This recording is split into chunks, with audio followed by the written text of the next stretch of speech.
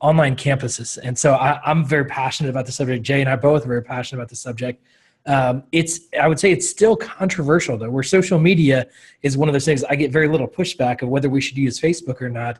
I get a lot of pushback of online campuses. Are we encouraging people to stop going to church? Are we helping people skip church? Are we helping people to skip, avoid the snow and not shoveling their cars so they can just watch church on TV? What are you seeing in terms of trends around online church? And then I would love to hear your personal thoughts of, do you think this is a good thing? Do you think this is really hindering churches and encouraging laziness within our churches? What are you seeing and what are you perceiving out of that?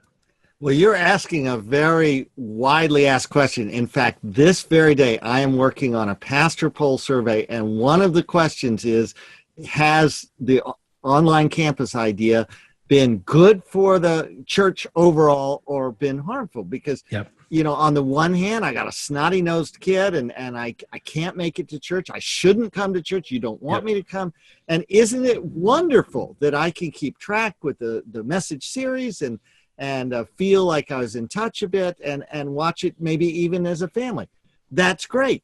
But do I then use that as an excuse? And in talking with different pastors, you hear that the more emphasis they put into making a quality online campus, the more people from the church who go to it instead of as regularly coming online. And, that may speak to, okay, I need to work on the parking problem or the other things that cause it, make it frustrating for people to come in person. Interestingly, giving on online campuses, I consistently hear for pastors, it's a lot higher than we think.